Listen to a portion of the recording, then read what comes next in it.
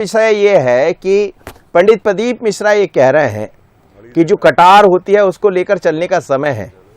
क्या आप उचित मानते हैं? दिग्विजय सिंह कह रहे हैं कि बाबा सनातन जो धर्म है वो ये सब नहीं कहता है। देखिए, सनातन धर्म के हिसाब से कर्तव्य का अलग एक व्याख्यान है और जिहाद कुरान के अंदर कर्तव्य का एक अलग व्याख्यान है। इन दोनों को कुपरिभाषित करने का आजकल दौर चल रहा है। रही बात कटार की, तो आपको ये बता दें कि हम प्रतीकात्मक रूप से हम भी कहते आए हैं कि एक हाथ में शस्त्र और दूसरे हाथ में शास्त्र की परिपाटी रखनी होगी। इसका मतलब ये नहीं है कि हाथ में हम कुछ भी हथियार लेकर के घूमते फिरे और सभ्य समाज के अंदर हम असभ्यता का प्रदर्शन करते रहे। उसका तात्पर्य ये है, जब राष्ट्र जब किसी भी प्रकार के विश्व के समक्ष खड़ा हो, विश्व युद्ध के मुहाने पे खड़ा हो, तो हमें हमारे स्कूल के अंदर भी सैन्य शिक्षा का और हमारी कन्याओं को भी आत्म सुरक्षा का भाव उनके अंदर उत्पन्न रहे, वो सामर्थ्य उनके अंदर उत्पन्न रहे। तो रही बात दिग्विजय सिंह जी ने क्या कहा वो मैं नहीं मुझे मालूम, परंतु इतना मुझे मालूम है कि हमें धर्म को किसी भी प्रकार से इतनी निकृष्ट स्तर के ऊपर जा करके चर्चाओं में नहीं घसीटना चाहिए, जो कि दोनों पक्ष निरंतर रूप से घसीटते चले आ रहे हैं। धर्म की बातें यदि करनी तो धर्माचार्यों के साथ में, सायुज्य के साथ में, उनके साथ सलाह के साथ में कोई विषय वस्तु को प्रस्तुत किया जाए, जो कि आजकल पता नहीं कहाँ से कौन सा ये परंपरा बनी है कि कुछ भी कोई सा श्लोक उठा लेंगे, कोई सा दुआ उठा लेंगे और उसके ऊपर राजनीतिक अपनी अपनी रोटियां सेकने की बातें करते हैं। तो मैं इसे बिल्कुल अमान्य करता हूँ, इसको मैं खारिज करता हूँ। जी, पंडित प्रदीप मिश्रा जो कह रहे हैं वो कह रहे हैं लव जिहाद को लेकर। लव जिहाद की चर्चा तो आपने खूब सुनी, आपने अभी सनातन की बात भी कही और जिहाद की बात भी कही। लव जिहाद को लेकर जिस तरह की बहस छिड़ गई है, कई तरह के मामले सामने आ रहे हैं। यदि देश भर के हम आंकड़ों को देखें तो ये संख्या अलग जाती है। फिर इसमें यह भी होता है कि नाम कुछ होता है, काम कुछ होता है, इसके कारण बहस है। जी, दिक्कत वही है कि हमारी नैतिक शिक्षा जो है वो कहीं ना कहीं बायस है, कहीं ना कहीं उसके अंदर कुछ मिलावट हो गई है। यदि हमारे देश के युवाओं के अंदर, बच्चों के अंदर नैतिक शिक्षा का जो संपुट है वो वैदिक आधार पर होगा, तो निश्चय ही किसी भी प्रकार का कुपरिभाषित जिहाद आ जाए, जैसे कि लव जिहाद हो, तो वो किसी काम का नहीं रहेगा। नंबर एक। नंबर दो, यदि कोई षड्यंत्र के साथ में ऐसा हो रहा है, जो कि स्पष्ट है, सबूत मिल रहे हैं उसके कि एक षड्यंत्र के साथ में हो रहा है, मदरसों के अंदर तालीम दी जा रही है कुछ, और वहां से इन लोगों को बरगलाया जा रहा है, भटकाया जा रहा है, इस्लाम के युवाओं को भी। तो उसके लिए सीधी सी बात है कि जब हम बात कर रहे हैं यूनिफॉर्म सिविल कोड की, तो उसका कारण भी यही है। हम बात कर रहे हैं सनातन हिंदू राष्ट्र के परिकल्पना की, तो उसके अंदर ये नहीं है कि जो कुपरिभाषित किया गया वो नहीं है। उसके अंदर यही है कि समान न्याय व्यवस्था हो, इस प्रकार के किसी भी प्रकार का अत्याचार हमारी कन्याओं के ऊपर न हो, और हमारी कन्याओं को हम फिर से बात करेंगे कि यदि कोई भी आक्रांत आता है चंड मुंड बन करके, निशुम्भ शुम्भ बन करके, तो उनके हाथ में भी शमशीर होनी चाहिए। यानी कि वो उस काल के बोध के हिसाब से हम कहेंगे कि उनको ज्ञान से, विज्ञान से इतना परिपूर्ण होना होगा, आत्म सुरक्षा में इतना पारंगत होना होगा कि किसी प्रकार का कोई आक्रांता आपके ऊपर उंगली न उठा पाए, आपकी अस्मिता के साथ खिलवाड़ न कर पाए। बहुत अच्छी बात आपने कही जी, बहुत अच्छी बात। आप जुड़े रहिए, मैं फिर लौटूंगा आपके पास। बड़ी अच्छी बात आपने कही है और बहुत अच्छे से उसको समझाने का आपने प्रयास भी किया है। स्वदेश शर्मा जी, आप शैलेशानंद गिरी जी को भी सुन रहे थे, उन्होंने बहुत अच्छे से अपनी बात रखने का प्रयास किया और ये बताया भी कि जो चल रहा है वो तो गलत है। बिल्कुल सैनी साहब, मैं शैलेशानंद जी का बड़ा, चूंकि महंतों का, धर्म गुरुओं का सम्मान करना हमारे सनातन की संस्कृति है, मैं प्रणाम करता हूं उनको और उनकी बहुत सारी बातों से सहमत भी हूं। लेकिन हाँ, एक आध दो चीजें ऐसी हैं कि देश संविधान से चलता है और संविधान में कानून है, और कानून में ये व्यवस्था है कि कोई व्यक्ति बलात् कोई भी काम करे, जबरन कोई भी काम करे, शासन कोई भी काम करे, उसके लिए बाकायदा धाराएं मुकर्रर की गई हैं। उन धाराओं के तहत कार्रवाई होनी चाहिए और उन्हें जेल के अंदर डालने का काम होना चाहिए। रहा सवाल प्रेम की, अगर बात करें तो प्रेम तो ईश्वर का वो तोहफा है, जो बोल रहे हैं प्रेम के लिए तो भक्ति का भाव पैदा करते हैं। शैलेशानंद जी जो बोल रहे हैं उनसे आप अपने आप को ये मानते हो ठीक बोल रहे हैं, तो क्या पंडित प्रदीप मिश्रा ठीक नहीं बोल रहे? पंडित प्रदीप मिश्रा मैं समझता हूँ साधु संत, मैंने पहले कहा आपने सुन कि हम आस्थावान विश्व के नहीं है, हम देश भर के आस्थावान, सारे विश्व में सबसे आस्थावान अगर कोई भारतीय है तो भारतीय होते हैं। भारतीय पत्थरों में, गुरुओं में, माता पिता में, सब में भगवान खोए लेते हैं, वो सब में मानते भी हैं। यहाँ तक कि अब तो कथावाचकों को हम भगवान तुल्य मानते हैं। तो हम अपने भगवानों से ये आराधना करेंगे, प्रार्थना करेंगे कि ऐसे बयान आप ना दिए जाए, ऐसे बयानों से बचा जाए जिससे नफरत फैलने की संभावना हो, जिससे कटुता फैलने की संभावना हो, जिससे हमारा सामाजिक तानाबाना टूटने की संभावना हो। क्योंकि हिंदू मुस्लिम सिख ईसाई आपस में सब भाई भाई, इसी गुलदस्ते का नाम चाहिए अपने पास जो बचाव के लिए होती है, महिलाओं को रखना चाहिए। जिस तरह का घटनाक्रम सामने आ रहा है उसको कहा, उन्होंने कहा कि संस्कार हमें भी देना पड़ेंगे। तो अपराध में धकेलना हमारा काम नहीं है। अगर हम एक बात सुनिए, उसके लिए कानून है ना, कानून है, संविधान से देश चलता है। अब विद्वान पत्रकार है, आप समझते हैं इस बात को कि अगर हथियार का बदला हथियार नहीं होता, अगर कोई व्यक्ति हथियार चलाने आपके पास आ गया तो हम विद्वान लोग, बुद्धिजीवी लोग ऐसा है ना, प्रेम की बातों में आप थोड़ी करेंगे। उसके लिए कानून है, व्यवस्था है। ये तो प्रेम था ही नहीं, ये तो कुछ और था जिसके कारण विवाद हो रहा है। किसके कारण सर? प्रेम की बात होती है, प्रेम है नहीं उसमें, बाद में जाकर कुछ चीजें और आती है जिसके कारण लग जाए। उनके लिए कानून बना हुआ है और लगातार सरकार को हम इसीलिए तो मांग करते हैं। मनोज जी, आदरणीय प्रदीप मिश्रा जी ने जो बात कही है वो निश्चित रूप से रक्षा के लिए कही है। और अगर आप ही के स्क्रीन पर दिख रहे हैं कि 2021 में 66 मामले लव जिहाद के दर्ज हुए, 22 में 49 मामले दर्ज हुए, 23 में 21 मामले दर्ज हुए। तो कहीं ना कहीं ये षड्यंत्र के रूप में ये देश में कुछ लोग काम कर रहे हैं, प्रदेश में काम कर रहे हैं। और निश्चित ही हमने जो कानून बनाया धर्म स्वतंत्रता विधेयक के थ्रू, तो उसमें पंजीबद्ध भी कर रहे हैं। और संतों की आलोचना, संतों की निंदा कांग्रेस का एक शगल सा बन गया है।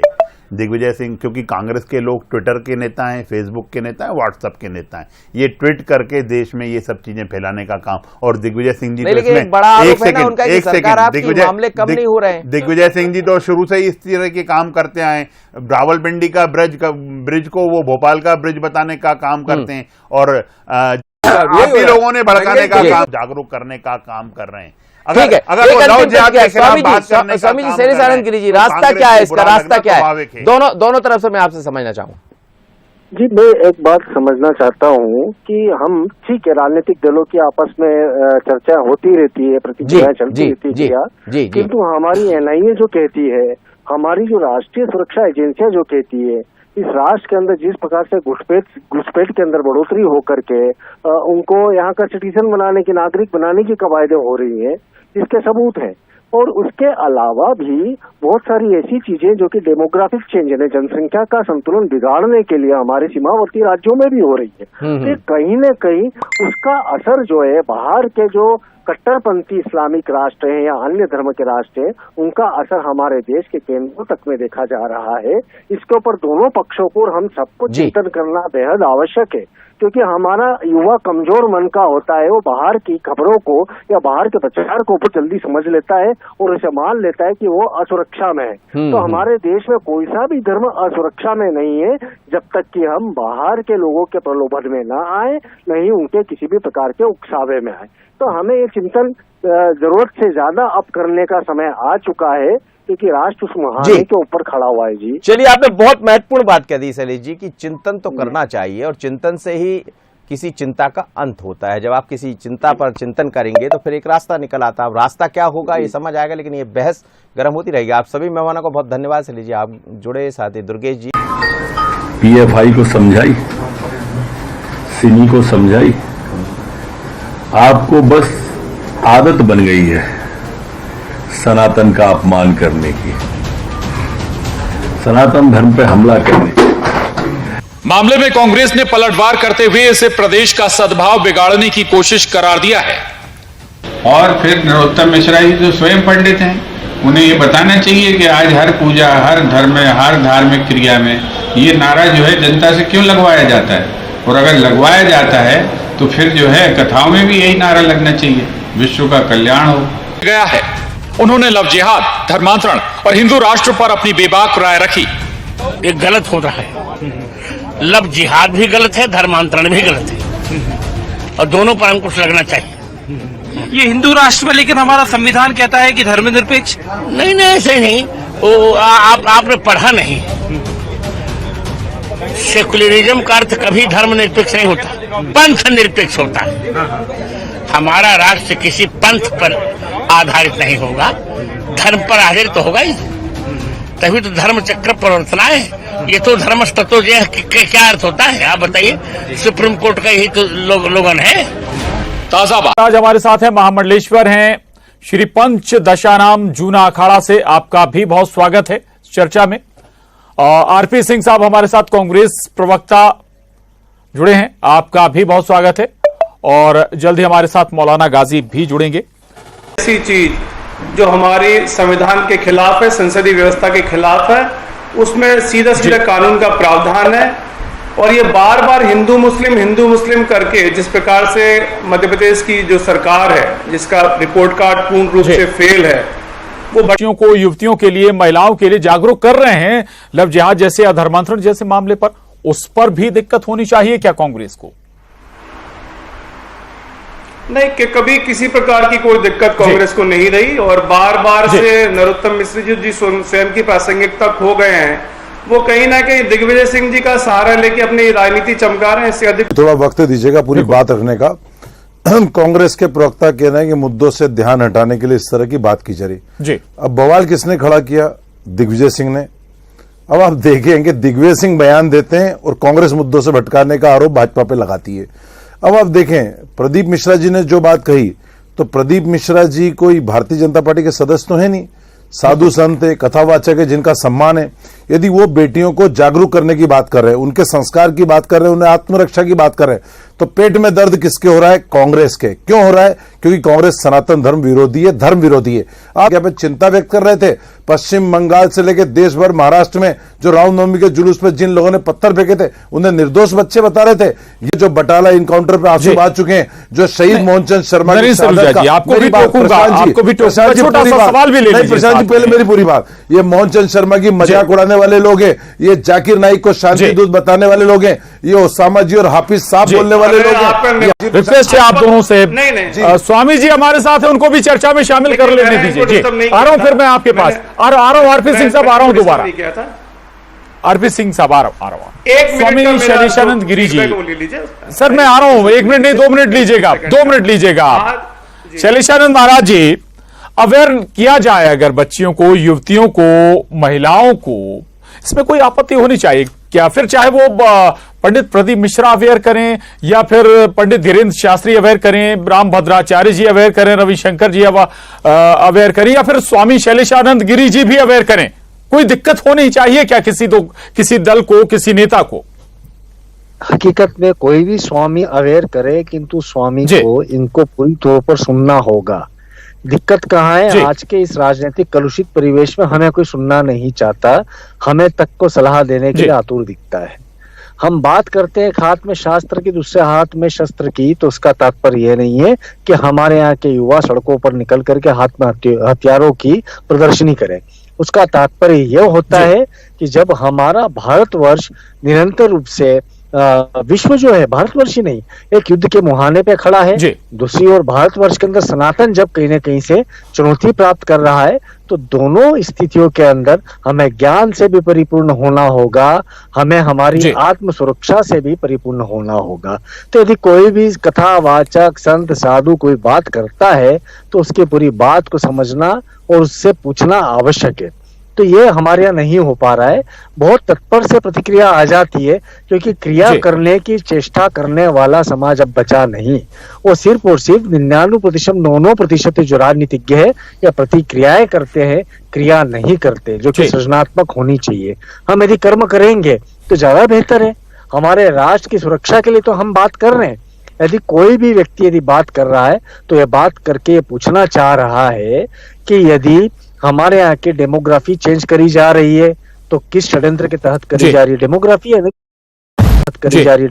है ना कि जनसंख्या का जो अनुपात है, वो घुसपैठियों के जरिए चेंज करने की, परिवर्तन करने की साजिशें हुई हैं, वो लगातार हो रही हैं। दूसरी चीज ये है कि हमारे बातों के ऊपर विदेश का कोई सा भी धर्म हो, कोई सा भी राष्ट्र हो, वो हमारे अंदरूनी मामले में दखलंदाजी कर रहा है।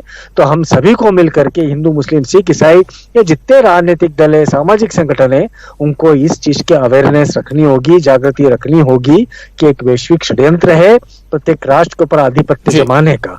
तो इसको हमें समझना होगा जी। बिल्कुल, बहुत महत्वपूर्ण बात आपने कही। डेमोग्राफी तक बदलने की कोशिशें हुई हैं, हालात बदलने के। इस पर आरपी कथावाचक हैं या जो भी से उन्होंने सटीक बात कही। हमारे धर्म में शास्त्रार्थ की भी जगह थी, पूर्व में होता था। महाराज जी मेरी बात का मुझे लगता है कि मेरी बात से सहमत भी होंगे। यदि किसी की जिज्ञासा कोई सवाल कर रहा है तो उसको पॉजिटिव एटीट्यूड में लेकर उसको जवाब देना, ना कि उसको प्रोपेगेंडा बना लेना। और किसने अधिकार दिया भारतीय जनता पार्टी को ये बोलने का कि ये संत ठीक है, ये संत ठीक नहीं है, जो उनके पक्ष में बोल रहे हैं वो ठीक है। और भारतीय जनता पार्टी हिंदुत्व का सर्टिफिकेट जारी करेगी क्या? हमारी जो पौराणिक व्यवस्था थी उसमें शंकराचार्य जो थे या मठाधीश जो हैं आज भी, जो इस पर निर्णय लेने के लिए मुझे लगता है सक्षम है, क्या उनको भारतीय जनता पार्टी इस माध्यम से चैलेंज कर रही है? क्या उन्होंने इनको अधिकार सौंप दिए कि नहीं आज हमने आपको फ्रेंचाइजी दे दी भैया पूरे हिंदू धर्म की, आप अपने अनुसार इस फ्रेंचाइजी को चलाएं? ये बहुत बड़ा सवाल है और इस नैरेटिव को क्लियर होना भी जरूरी है, क्योंकि सोसाइटी में भी अब भारतीय जनता पार्टी जिस प्रकार का मुझे लगता है कि डिस्टॉर्शन कर रही है इस सनातनी व्यवस्था को लेके, वो बहुत ज्यादा खतरनाक है और वो पोलराइजेशन की ऐसी स्थिति में पहुंच गया है कि ठीक है। सलूट एक स्कूल है गंगा जमुना स्कूल, जहां बच्चों को नमाज पढ़ाई जाती थी, जहां बच्चों को आयतें सिखाई जाती थी, जहां बच्चों को मजबूर किया था, उनका कलावा काट दिया जाता था, जहां बच्चों के तिलक मिटा दिए जाते थे, जहां से स्कूल से मस्जिद का रास्ता जाता था, जहां भारत के नक्शे के साथ छेड़छाड़ की जाती थी, जहां 3-3 शिक्षिकाओं ने धर्म परिवर्तन करा। जब इसके ऊपर सरकार कार्रवाई करती है तो आप देखें, मैंने बीच में आरपी सिंह जी के बीच में नहीं बोला, मैंने उनके बीच में नहीं बोला, मैंने इनको ठीक है स्वामी जी भाई, ठीक बात है। हिंदुओं में कहा जाता है कि सबका कल्याण हो, सबका विश्वास, बहुत सारे ऐसे शब्दों का इस्तेमाल किया जाता है। लेकिन सवाल ये कि भाई एक इस तरफ एक बात हो रही, दूसरी तरफ बिल्कुल जिसका जिक्र आप कर रहे थे कि डेमोग्राफी तक बदली जा रही है,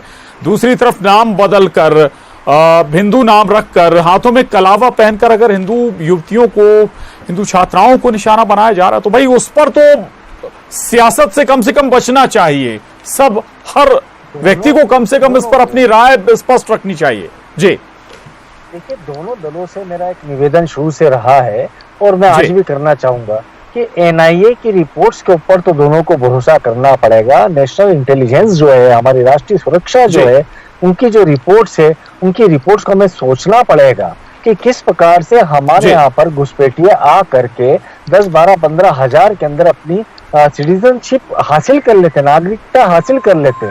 तो ये किस कारण से हो रहा है और क्यों हो रहा है? हम सत्ता में वोटों की गिनती बनाने के लिए यदि राष्ट्र विरोधी तत्वों को हमारे यहाँ घुसने देंगे तो क्या होगा? दूसरा विषय जो जिहाद की बात करते हैं, तो मुझे एक बात यह बताइए कि जिहाद का वास्तविक तात्पर्य जो मैंने समझा है वो भी एक कर्तव्य की क्रांति है। वहीं पे सनातन जो कहता है वो भी कर्तव्य की क्रांति की बात करता है। अधिकार शब्द का उल्लेख किसी भी ग्रंथ में नहीं है, किंतु ये लव जिहाद कहाँ से आया? ये लैंड जिहाद कहाँ से आया? क्यों साक्षी मारी गई और अनेक कन्याएं हमारे राष्ट्र की इस प्रलोभन के तहत, इस षड्यंत्र के तहत मारी जा रही है? तो इसके ऊपर तो दोनों को भर्त्सना करनी चाहिए और खुल करके सामने आना चाहिए और साथ में प्रयास करना चाहिए कि जिस धर्म विशेष के लोग इस प्रकार की आरोपित हो रहे, उस धर्म विशेष के शिरोधार्य जो है उनको प्रत्यक्ष रूप से आकर के इन राजनीतिक दलों को चाहिए कि उनसे ही खंडन करवाए, उनसे ही भर्त्सना करवाए। यह आवश्यक है। हमारे राष्ट्र को एकता के लिए हमें क्या क्या नहीं करना चाहिए, परंतु इस प्रकार के विषयों के ऊपर हमें वाद विवाद करने की कोई आवश्यकता है ही नहीं। अब जी महाराज जी ने बोली जो समझने वाली है और जो सोसाइटी में नैरेटिव जाना चाहिए कि उन्होंने कहा एनआईए की बात तो सबको मानना चाहिए, निश्चित रूप से हम भी मान रहे हैं। लेकिन एनआईए इस प्रकार की यदि जानकारी दे रही है तो ये सरकारी फेलियर किसका है? 2014 से सरकार किसकी है? विगत 20 वर्ष से देखिए, मुख्य विषय ये, यदि कुछ भी गलत हो रहा है प्रदेश में या देश में तो उसके लिए जिम्मेदार कौन है? सरकार। तो सरकार को ही जिम्मेदार ठहराना, भारतीय जनता पार्टी को जिम्मेदार ठहराना। यदि मध्य प्रदेश में कुछ भी अनियमितताएं हो रही है पाया, लेकिन चर्चा हम लगातार करते रहेंगे। जो मसले हैं आम जनता से जुड़े हुए और